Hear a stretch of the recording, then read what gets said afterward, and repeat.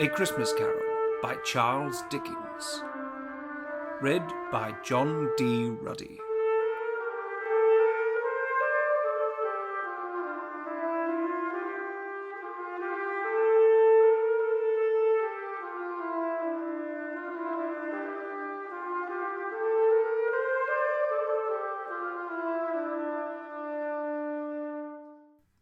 Preface. I have endeavoured in this ghostly little book to raise the ghost of an idea, which shall not put my readers out of humour with themselves, with each other, with the season, or with me. May it haunt their house pleasantly, and no one wish to lay it. Their faithful friend and servant, Charles Dickens. December 1843. Chapter 1. Marley's Ghost. Marley was dead, to begin with. There is no doubt whatever about that. The register of his burial was signed by the clergyman, the clerk, the undertaker, and the chief mourner. Scrooge signed it, and Scrooge's name was good upon change, for anything he chose to put his hand to. Old Marley was as dead as a doornail. Mind, I don't mean to say that I know, of my own knowledge, what there is particularly dead about a doornail. I might have been inclined myself to regard a coffin-nail as the deadliest piece of ironmongery in the trade, but the wisdom of our ancestors is in the simile, and my unhallowed hands shall not disturb it, or the country's done for.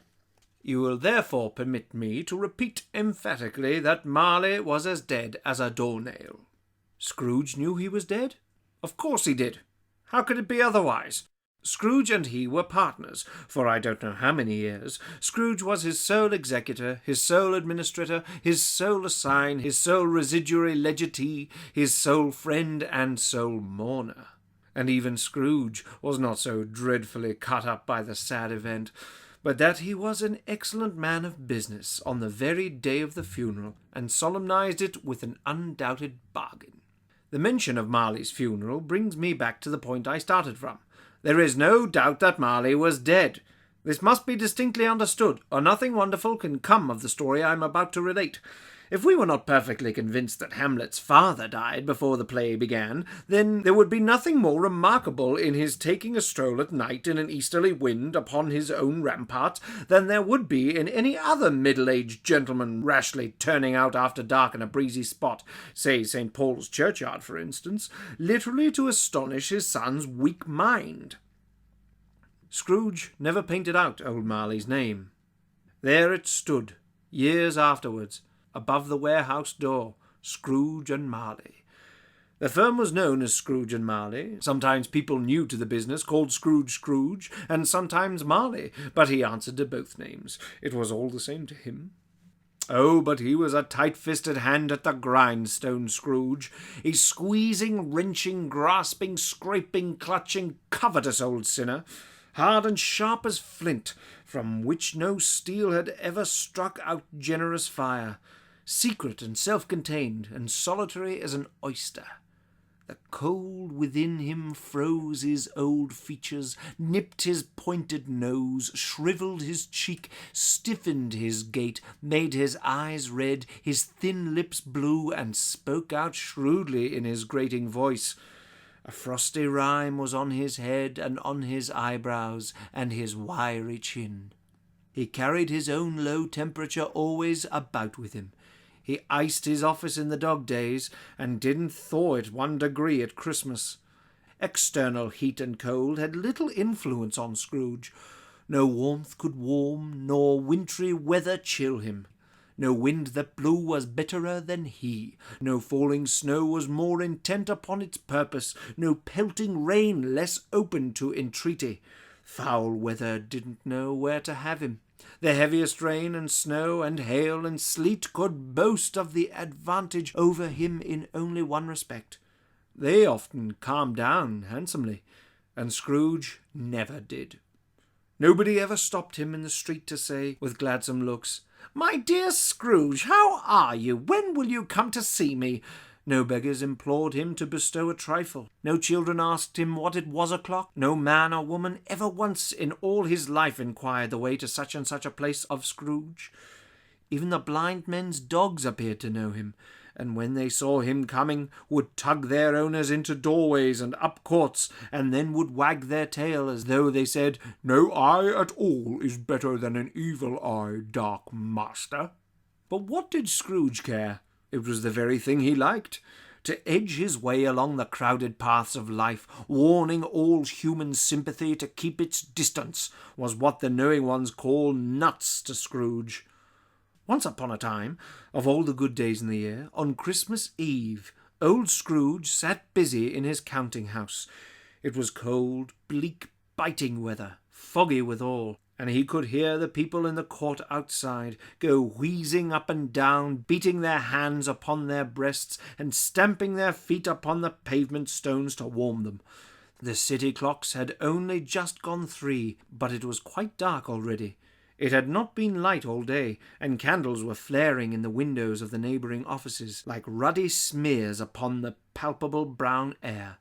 The fog came pouring in at every chink and keyhole, and was so dense without that although the court was of the narrowest, the houses opposite were mere phantoms. To see the dingy cloud come drooping down, obscuring everything, one might have thought that nature lived hard by and was brewing on a large scale. The door of Scrooge's counting-house was open that he might keep his eye upon his clerk, who in a dismal little cell beyond, a sort of tank, was copying letters. Scrooge had a very small fire, but the clerk's fire was so very smaller that it looked like one coal. But he couldn't replenish it, for Scrooge kept the coal-box in his own room, and so surely as the clerk came in with the shovel, the master predicted it would be necessary for them to part. Wherefore the clerk put on his white comforter and tried to warm himself at the candle, in which effort, not being a man of a strong imagination, he failed. "A Merry Christmas, Uncle! God save you!" cried a cheerful voice. It was the voice of Scrooge's nephew, who came upon him so quickly that it was the first intimation he had of his approach. "Bah!" said Scrooge. "Humbug!" He had so heated himself with rapid walking in the fog and frost, this nephew of Scrooge's, that he was all in a glow. His face was ruddy and handsome, his eyes sparkled, and his breath smoked again. "Christmas a humbug, Uncle?" said Scrooge's nephew. "You don't mean that, I am sure." "I do," said Scrooge. "Merry Christmas! What right have you to be merry? What reason have you to be merry? You're poor enough." "Come, then," returned the nephew gaily. "What right have you to be dismal? What reason have you to be morose? You're rich enough." Scrooge, having no better answer ready on the spur of the moment, said "Bah!" again, and followed it up with "Humbug!" "Don't be cross, Uncle," said the nephew. "What else can I be?" returned the uncle, "when I live in such a world of fools as this? Merry Christmas! Out upon Merry Christmas! What's Christmas time to you but a time for paying bills without money, a time for finding yourself a year older and not an hour richer, a time for balancing your books and having every item in 'em through a round dozen of months presented dead against you? If I could work my will," said Scrooge indignantly, "every idiot who goes about with Merry Christmas on his lips should be boiled with his own pudding and buried with a stake of holly through his heart. He should." "Uncle!" pleaded the nephew. "Nephew!" returned the uncle sternly. "Keep Christmas in your own way, and let me keep it in mine." "Keep it!" repeated Scrooge's nephew. "But you don't keep it." "Let me leave it alone, then," said Scrooge. "Much good may it do you. Much good it has ever done you."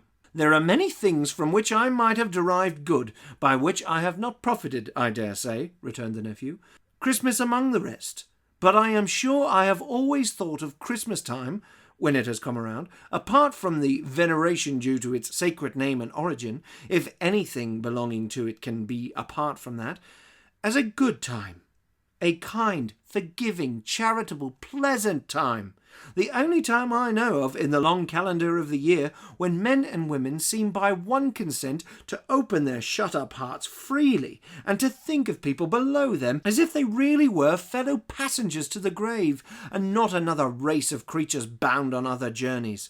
And therefore, Uncle, though it has never put a scrap of gold or silver in my pocket, I believe that it has done me good and will do me good, and I say, God bless it." The clerk in the tank involuntarily applauded, becoming immediately sensible of the impropriety. He poked the fire and extinguished the last frail spark forever. "Let me hear another sound from you," said Scrooge, "and you'll keep your Christmas by losing your situation." "You're quite a powerful speaker, sir," he added, turning to his nephew. "I wonder you don't go into Parliament." "Don't be angry, uncle. Come, dine with us tomorrow." Scrooge said that he would see him. Yes, indeed he did. He went the whole length of the expression, and said that he would see him in that extremity first. "But why?" cried Scrooge's nephew. "Why?" "Why did you get married?" said Scrooge. "Because I fell in love." "Because you fell in love," growled Scrooge, as if that were the only one thing in the world more ridiculous than a Merry Christmas. "Good afternoon." "Nay, uncle, but you never came to see me before that happened. Why give it as a reason for not coming now?" "Good afternoon," said Scrooge. "I want nothing from you. I ask nothing of you. Why cannot we be friends?" "Good afternoon," said Scrooge. "I am sorry, with all my heart, to find you so resolute. We have never had any quarrel, to which I have been a party. I have made the trial in homage to Christmas, and I'll keep my Christmas humour to the last. So a Merry Christmas, uncle." "Good afternoon," said Scrooge. "And a Happy New Year." "Good afternoon," said Scrooge. His nephew left the room without an angry word, notwithstanding. He stopped at the outer door to bestow the greetings of the season on the clerk, who, cold as he was warmer than Scrooge, for he returned them cordially. "There's another fellow," muttered Scrooge, who overheard him. "My clerk, with 15 shillings a week, and a wife and family, talking about a Merry Christmas. I'll retire to Bedlam." This lunatic, in letting Scrooge's nephew out, had let 2 other people in. They were portly gentlemen, pleasant to behold, and now stood with their hats off in Scrooge's office. They had books and papers in their hands, and bowed to him. "Scrooge and Marley's, I believe," said one of the gentlemen, referring to his list. "Have I the pleasure of addressing Mr. Scrooge or Mr. Marley?" "Mr. Marley has been dead these 7 years," Scrooge replied. "He died 7 years ago this very night." "We have no doubt his liberality is well represented by his surviving partner," said the gentleman, presenting his credentials. It certainly was, for they had been 2 kindred spirits. At the ominous word liberality, Scrooge frowned, and shook his head, and handed the credentials back. "At this festive season of the year, Mr. Scrooge," said the gentleman, taking up a pen, "it is more than usually desirable that we should make some slight provision for the poor and destitute, who suffer greatly at the present time. Many thousands are in want of common necessaries. Hundreds of thousands are in want of common comfort, sir." "Are there no prisons?" asked Scrooge. "Plenty of prisons," said the gentleman, laying down the pen again. "And the union workhouses?" demanded Scrooge. "Are they still in operation?" "They are, still," returned the gentleman. "I wish I could say they were not." "The treadmill and the poor law are in full vigour, then?" said Scrooge. "Both very busy, sir." "Oh, I was afraid, from what you said at first, that something had occurred to stop them in their useful course," said Scrooge. "I am very glad to hear it." "Under the impression that they scarcely furnish Christian cheer of mind or body to the multitude," returned the gentleman. "A few of us are endeavouring to raise a fund to buy the poor some meat and drink and means of warmth. We choose this time because it is a time of all others when want is keenly felt and abundance rejoices. What shall I put you down for?" "Nothing," Scrooge replied. "You wish to remain anonymous?" "I wish to be left alone," said Scrooge. "Since you ask what I wish, gentlemen, that is my answer. I don't make merry myself at Christmas, and I can't afford to make idle people merry. I help to support the establishments I have mentioned. They cost enough, and those who are badly off must go there." "Many can't go there, and many would rather die."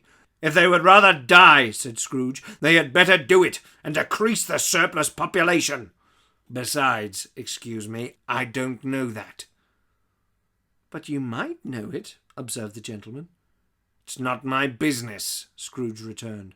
"It's enough for a man to understand his own business, and not to interfere with other people's. Mine occupies me constantly. Good afternoon, gentlemen." Seeing clearly that it would be useless to pursue their point, the gentleman withdrew. Scrooge resumed his labours with an improved opinion of himself, and in a more facetious temper than was usual with him. Meanwhile the fog and darkness thickened so that people ran about with flaring links, proffering their services to go before horses and carriages and conduct them on their way.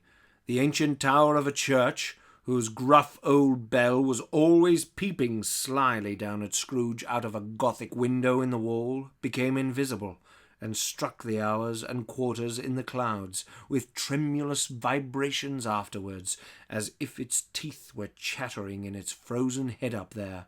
The cold became intense.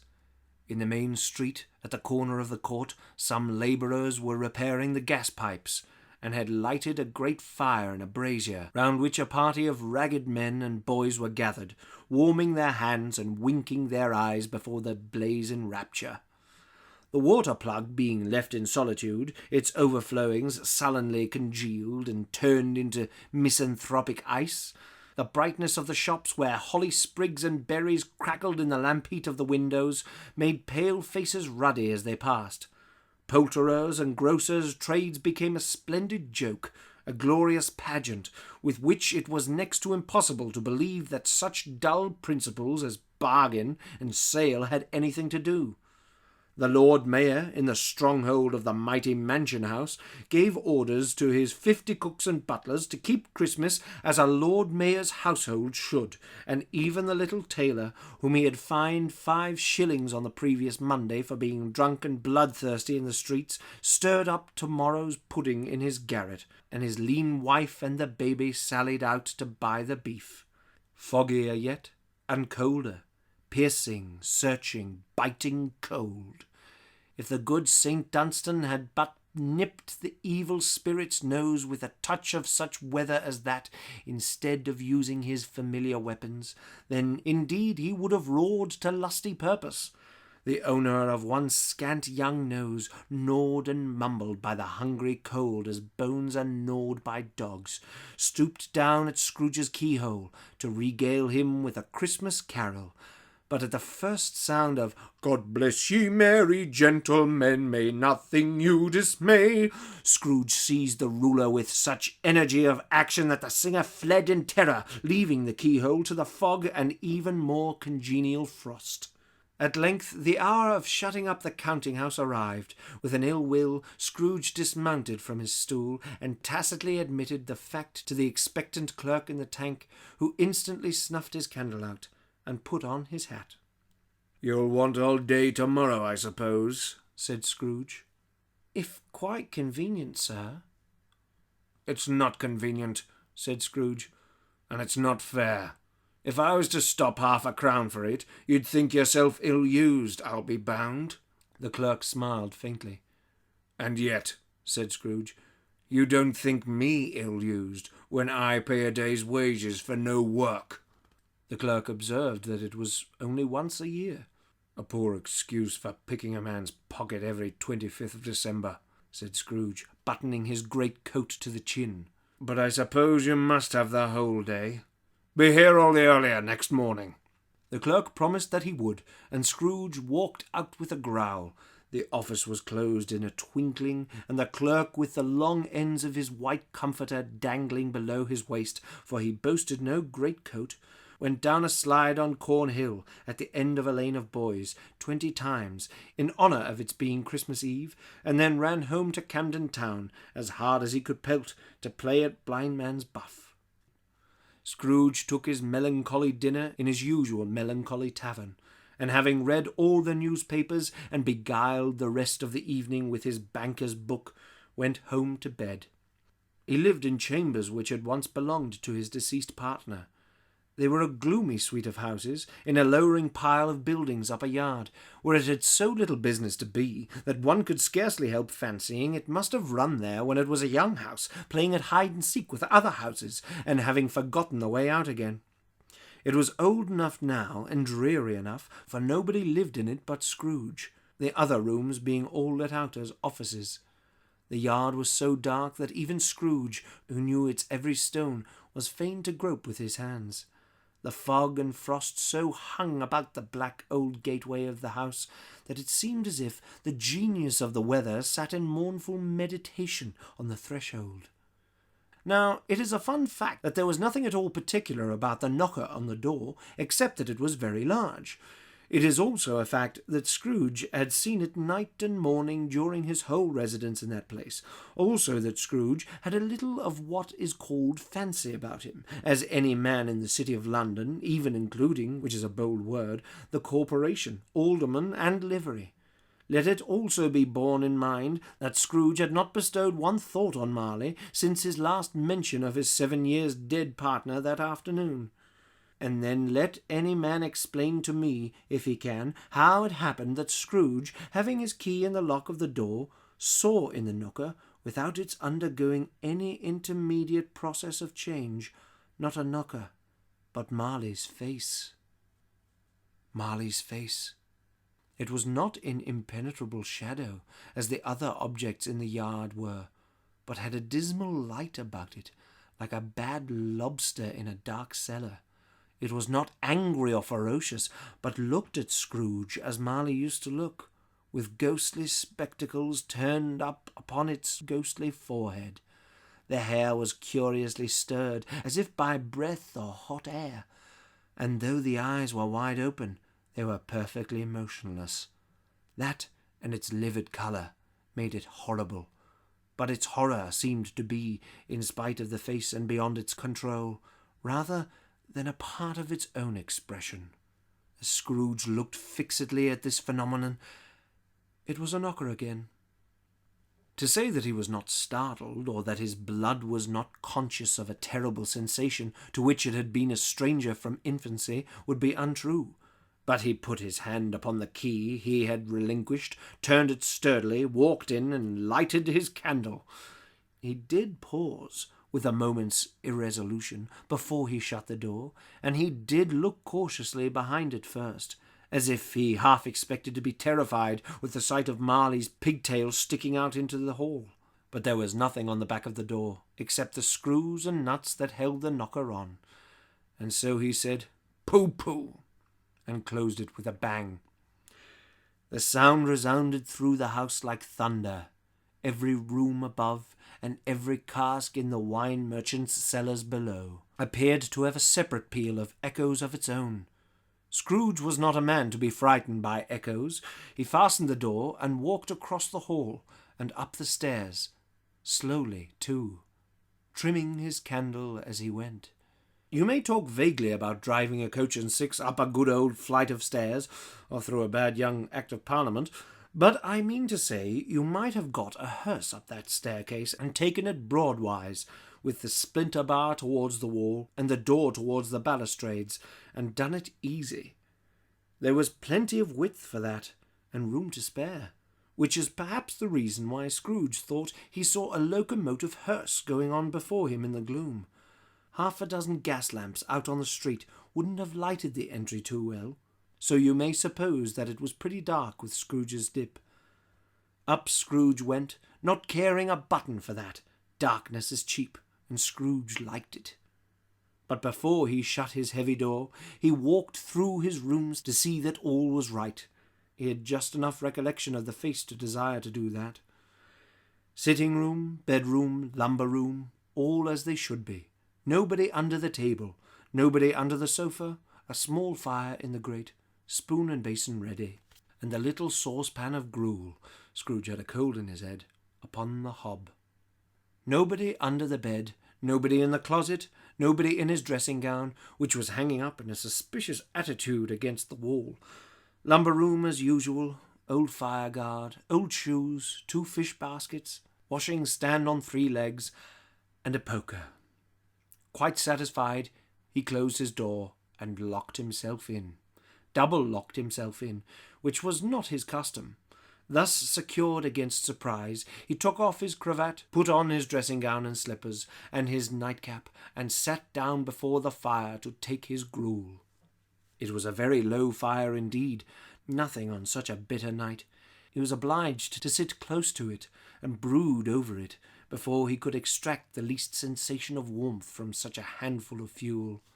The fireplace was an old one, built by some Dutch merchant long ago, and paved all round with quaint Dutch tiles designed to illustrate the Scriptures. There were Cains and Abels, Pharaoh's daughters, queens of Sheba, angelic messengers descending through the air on clouds like feather-beds, Abrahams, Belshazzars, apostles putting off to sea in butter boats, hundreds of figures to attract his thoughts, and yet that face of Marley, 7 years dead, came like the ancient prophet's rod, and swallowed up the whole. If each smooth tile had been a blank at first, with power to shape some picture on its surface from his disjointed fragments of his thoughts, there would have been a copy of old Marley's head on every one. "Humbug," said Scrooge, and walked across the room. After several turns, he sat down again, as he threw his head back in the chair. His glance happened to rest upon a bell, a disused bell that hung in the room, and communicated for some purpose now forgotten with a chamber in the highest story of the building. It was with great astonishment, and with a strange inexplicable dread, that, as he looked, he saw this bell begin to swing. It swung so softly in the outset that it scarcely made a sound, but soon it rang out loudly, and so did every bell in the house. This might have lasted half a minute, or a minute, but it seemed an hour. The bells ceased as they had begun, together. They were succeeded by a clanking noise, deep down below, as if some person were dragging a heavy chain over the casks in the wine merchant's cellar. Scrooge then remembered to have heard that ghosts in haunted houses were described as dragging chains. The cellar door flew open with a booming sound, and then he heard the noise much louder on the floors below, then coming up the stairs, then coming straight towards his door. "It's humbug still," said Scrooge. "I won't believe it." His colour changed, though, when without a pause it came on through the heavy door and passed into the room before his eyes. Upon its coming in, the dying flame leaped up as though it cried, "I know him, Marley's ghost," and fell again. The same face, the very same, Marley in his pigtail, usual waistcoat, tights and boots, the tassels on the latter bristling like his pigtail, and his coat skirts, and the hair upon his head. The chain he drew was clasped about his middle.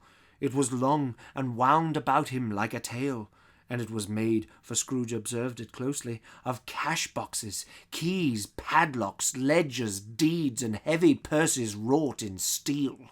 His body was transparent, so that Scrooge, observing him and looking through his waistcoat, could see the 2 buttons on his coat behind. Scrooge had often heard it said that Marley had no bowels, but he had never believed it until now. No, nor did he believe it even now. Though he looked the phantom through and through, and saw it standing before him, though he felt the chilling influence of its death-cold eyes, and marked the very texture of the folded kerchief bound about its head and chin, which wrapper he had not observed before, he was still incredulous, and fought against his senses. "How now?" said Scrooge, caustic and cold as ever. "What do you want with me?" "Much." Marley's voice, no doubt about it. "Who are you?" "Ask me who I was." "Who were you, then?" said Scrooge, raising his voice. "You're particular for a shade." He was going to say to a shade, but substituted this as more appropriate. "In life I was your partner, Jacob Marley." "Can you sit down?" asked Scrooge, looking doubtfully at him. "I can." "Do it, then." Scrooge asked the question because he didn't know whether a ghost so transparent might find himself in a condition to take a chair, and felt that, in the event of its being impossible, it might involve the necessity of an embarrassing explanation. But the ghost sat down on the opposite side of the fireplace, as if he were quite used to it. "You don't believe in me," observed the ghost. "I don't," said Scrooge. "What evidence would you have on my reality beyond that of your senses?" "I don't know," said Scrooge. "Why do you doubt your senses?" "Because," said Scrooge, "a little thing affects them. A slight disorder of the stomach makes them cheats. You may be an undigested bit of beef, a blot of mustard, a crumb of cheese, a fragment of an undertone potato. There's more of gravy than of grave about you, whatever you are." Scrooge was not much in the habit of cracking jokes, nor did he feel in his heart by any means waggish then. The truth is that he tried to be smart as a means of distracting his own attention and keeping down his terror, for the spectre's voice disturbed the very marrow in his bones. To sit staring at those fixed glazed eyes in silence for a moment would play, Scrooge felt, the very deuce with him. There was something very awful, too, in the spectre's being provided with an infernal atmosphere of its own. Scrooge could not feel it himself, but this was clearly the case, for though the ghost sat perfectly motionless, its hair and skirts and tassels were still agitated by the hot vapour from an oven. "You see this toothpick?" said Scrooge, returning quickly to the charge, for the reason just assigned, and wishing, though it were only for a second, to divert the vision's stony gaze from himself. "I do," replied the ghost. "You are not looking at it," said Scrooge. "But I see it," said the ghost, "notwithstanding." "Well," returned Scrooge, "I have but to swallow this, and be for the rest of my days persecuted by a legion of goblins, all of my creation. Humbug, I tell you, humbug!" At this the spirit raised a frightful cry, and shook its chains with such a dismal and appalling noise that Scrooge held on tight to his chair to save himself from falling in a swoon. But how much greater was his horror when the phantom, taking off the bandage round its head, as if it were too warm to wear indoors, its lower jaw dropped down upon its breast. Scrooge fell upon his knees and clasped his hands before his face. "Mercy!" he said. "Dreadful apparition, why do you trouble me?" "Man of the worldly mind," replied the ghost, "do you believe in me or not?" "I do," said Scrooge. "I must. But why do spirits walk the earth, and why do they come to me?" "It is required of every man," the ghost returned, "that the spirit within him should walk abroad among his fellow men, and travel far and wide, and if that spirit goes not forth in life, it is condemned to do so after death. It is doomed to wander through the world. Oh, woe is me, and witness what it cannot share, but might have shared on earth, and turned to happiness." Again the spectre raised a cry, and shook its chain, and wrung its shadowy hands. "You are fettered," said Scrooge, trembling. "Tell me why." "I wear the chain I forged in life," replied the ghost. "I made it link by link, and yard by yard. I girded it on of my own free will, and my own free will I wore it. Is its pattern strange to you?" Scrooge trembled more and more. "Or would you know," pursued the ghost, "the weight and length of the strong coil you bear yourself? It was full as heavy and as long as this 7 Christmas Eves ago. You have laboured on it since. It is a ponderous chain." Scrooge glanced about him on the floor in the expectation of finding himself surrounded by some 50 or 60 fathoms of iron cable, but he could see nothing. "Jacob," he said imploringly, "oh, Jacob Marley, tell me more. Speak comfort to me, Jacob." "I have none to give," the ghost replied. "It comes from other regions, Ebenezer Scrooge, and is conveyed by other ministers to other kinds of men. Nor can I tell you what I would. A very little more is all permitted to me. I cannot rest, I cannot stay, I cannot linger anywhere.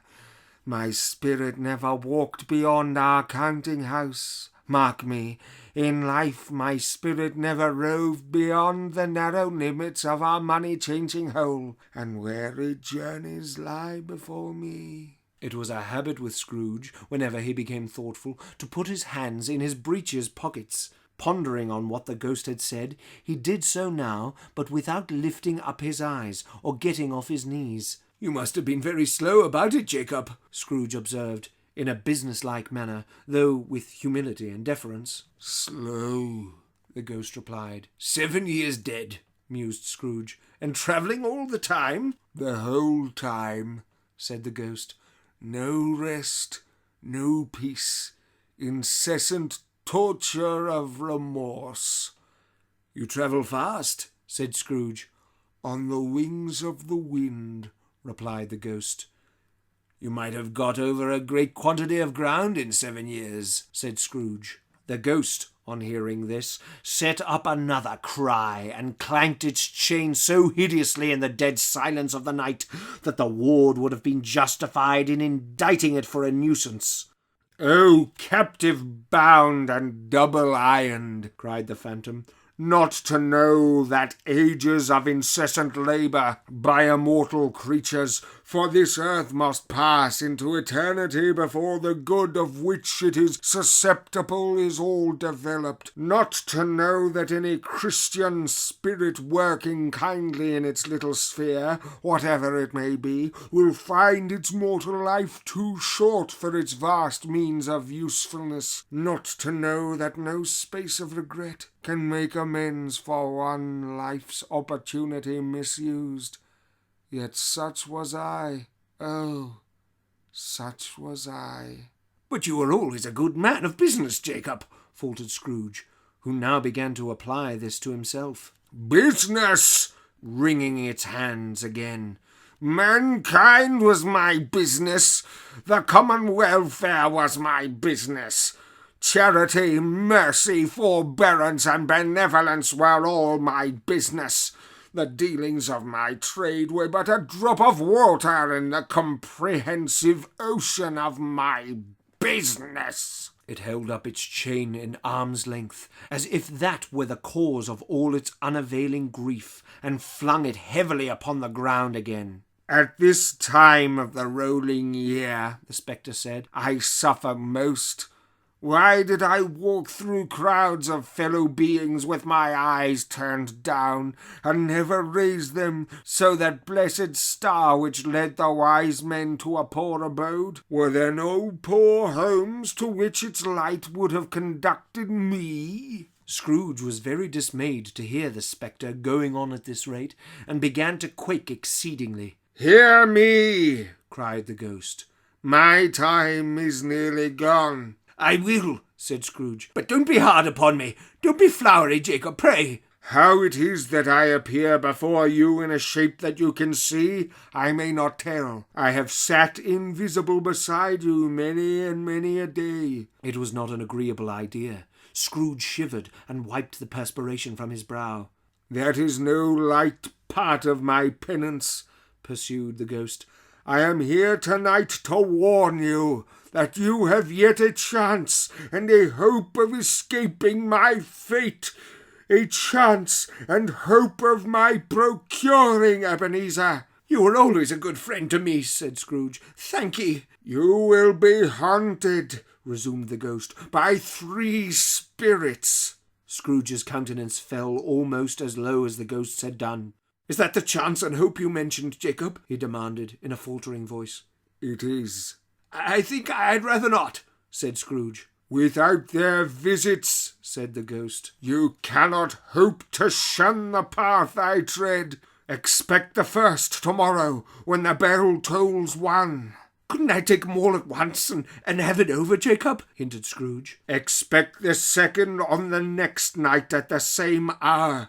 The third upon the next night, when the last stroke of 12 has ceased to vibrate. Look to me no more, and look that, For your own sake, you remember what has passed between us." When it had said these words, the spectre took its wrapper from the table and bound it round its head as before. Scrooge knew this by the sound its teeth made when the jaws were brought together by the bandage.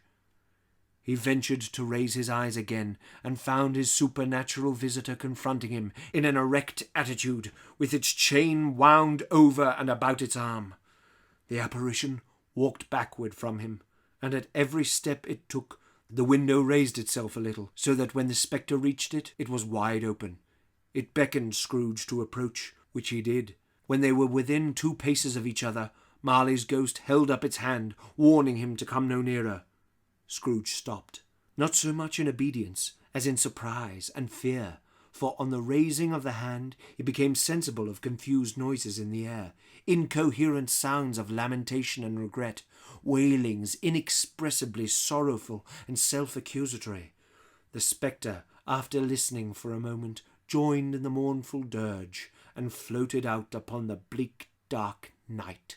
Scrooge followed to the window, desperate in his curiosity. He looked out. The air filled with phantoms, wandering hither and thither in restless haste, and moaning as they went. Every one of them wore chains like Marley's ghost. Some few, they might be guilty governments, were linked together. None were free. Many had been personally known to Scrooge in their lives. He had been quite familiar with one old ghost, in a white waistcoat, with a monstrous iron safe attached to its ankle, who cried piteously at being unable to assist a wretched woman with an infant, whom it saw below on a doorstep. The misery with them all was, clearly, that they sought to interfere, for good, in human matters, and had lost the power forever. Whether these creatures faded into mist, or mist enshrouded them, he could not tell, but they and their spirit voices faded together, and the night became as it had been when he walked home. Scrooge closed the window, and examined the door by which the ghost had entered. It was double-locked, as he had locked it, with his own hands, and the bolts were undisturbed. He tried to say, "Humbug," but stopped at the first syllable, and being, from the emotion he had undergone, or the fatigues of the day, or his glimpse of the invisible world, or the dull conversation of the ghost, or the lateness of the hour, much in need of repose, went straight to bed, without undressing, and fell asleep upon the instant.